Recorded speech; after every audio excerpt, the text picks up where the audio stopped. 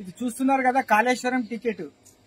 ఇది కాళేశ్వరం గ్రామ పంచాయతీ కార్యాలయం, కాళేశ్వరం మహాదేవ్పూర్ మండల్, జయశంకర్, భూపాలపల్లి జిల్లా, ప్రవేశ రుసుము పార్కింగ్. ఇక్కడ మేము ఎవరం ఉన్నాం?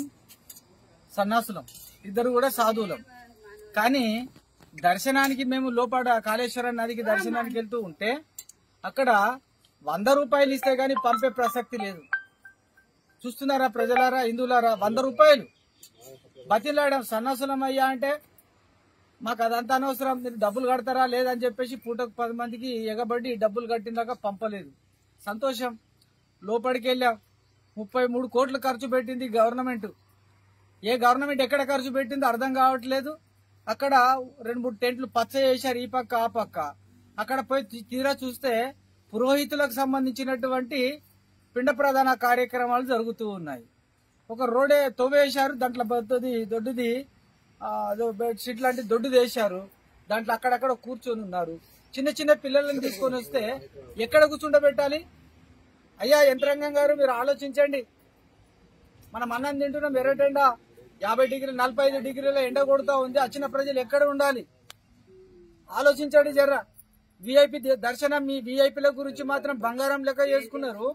మరి మా అటువంటి బీద వాళ్ళకు వస్తే పూరి గుడిసె కూడా లేదు మాకు. మీది ఇది మన తెలంగాణ ప్రభుత్వం ఏర్పాటు చేస్తున్నటువంటి పుష్కరాల గొప్ప వ్యవస్థ. మరి దర్శనానికి వస్తే సన్నాసులమయ్యా, మాకు ఆడవాళ్ళు ఉంటారు, మేము సైడ్ల పాట పోతామంటే 100 రూపాయలు కట్టు పో.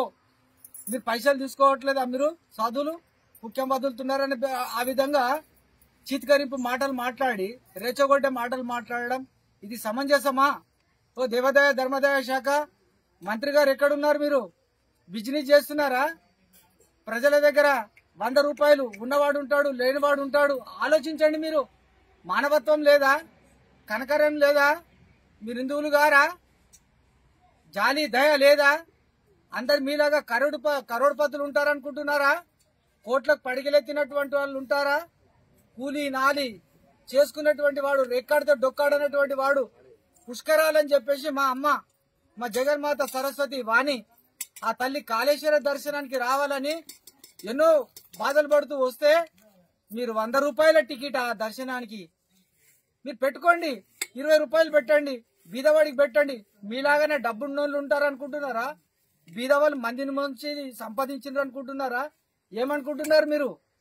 ఈడ చెట్ల కింద కూడా అక్కడ వ్యవస్థ, తినడానికి వ్యవస్థ లేదు. భోజనానికి వెళ్తే అక్కడ ఫుల్ రష్ ఉంది. ఇక్కడ చెట్ల కింద అక్కడ చూపెట్టి, అక్కడ చూడు హనుమాన్ స్వామిలు కూడా చెట్ల కింద తింటున్నారు. అక్కడ చూపెట్టండి, అక్కడెక్కడ చెట్ల కింద తింటున్నారు జనం. మరి ఏం వ్యవస్థ చేశారు మీరు? 33 కోట్లు పెట్టి ఏదో తెగ అడ్వర్టైజ్ చేస్తున్నారు. దొబ్బిల దోపిడేనా? దేవాదాయ ధర్మాదాయ శాఖ మీరు బోర్డు పెట్టుకోండి, ఒకటి బిజినెస్. దేవాదాయ ధర్మాదాయ శాఖ వ్యాపారము చేయబడుతున్నది. హిందువుల పట్టనే వ్యాపారం చేస్తున్నాం, మిగతా వాళ్ళ దగ్గర మేము చేయట్లేదు. ఎందుకంటే మా హిందువుల ద్వారా మీ బతుకంతా, మీ డిపార్ట్మెంట్ బతుకంతా మీ నాయకులకే కావచ్చు, మీ గవర్నమెంట్ కే కావచ్చు, హిందువుల డబ్బులతో మీరు బతుకుతూ ఉన్నారన్న సంగతి మీరు మర్చిపోవద్దు. హిందువులారా మేల్కోండి, అందరూ ఖండించండి ఈ విషయాన్ని. ఇది సాధువులుగా ఖండిస్తున్నాం. సాధువులందరూ కూడా లెటర్ ఇచ్చారు, మా సాధువులని తక్షణమే దర్శనాలకు పంపండి అని. ఆయన పంపకుండా ఈవో గారు కఠినంగా వ్యవహరించి సిబ్బందిని ఆ విధంగా తయారు చేశారు. దీన్ని తీవ్రంగా ఖండిస్తున్నాం. మేలుకో హిందువా, మేలుకో. ఇటువంటి అధికారులకు తగిన మీరు బుద్ధి చెప్పండి. కాళేశ్వరంకి వచ్చినటువంటి వాళ్ళు కూడా ఎవరు ఊరుకోకండి.